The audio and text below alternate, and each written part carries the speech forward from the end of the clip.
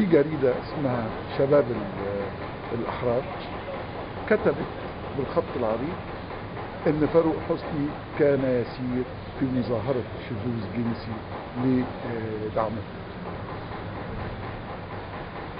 فأنا صرت طبعا المجلة دي كان أول أنا ما جيت ذهبت للرئاسة. في ناس بيقولوا إن عندهم فيديوهات. لا كذب، اللي عنده يجيبه وله عندي مليون جنيه. اللي عنده أمامك أهو أديله مليون جنيه وهو واحد. مفيش فيديو لما بعد فترة أيام قليلة كنت مع المرحوم زكي بدر وكان في استقبالات رسمية وقال لي بالحرف الواحد تعرف مين اللي عمل فيك الفصل ده؟ قلت له مين؟ قال لي موافق. قلت له مين موافق؟ قال لي صفوت الشريف. وكان صفوت الشريف ماشي كده. قال لي وانا ابلغت الرئيس. فانا عايز اقول انه جاءني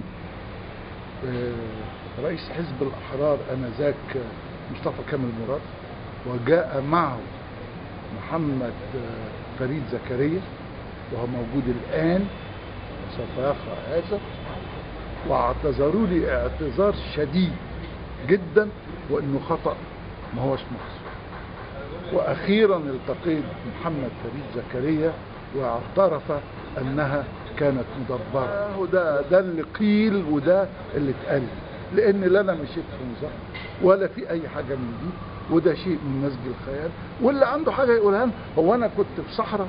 هو انا مش كنت الملحق الثقافي في باريس وكان في عاطف صدقي وعبد الاحد جمال الدين ويحيى الجمل وفتحي السرور والدكتور واحمد وزير الخارجيه احمد ابو الغيط، لا احمد ماهر وممدوح البلتاجي واسمه ايه علي السماء. هو انا كنت في صحراء؟ كل دول يعني يعني عمليه غريبه جدا. ودي من ساعتها بقى كل واحد اخذها التكئة عشان يضايقك.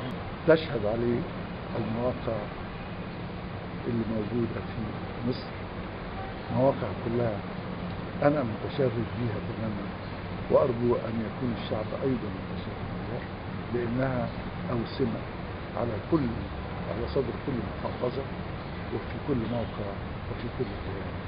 يبقى فاروق حسني فن المتحف الذي سوف يتركه.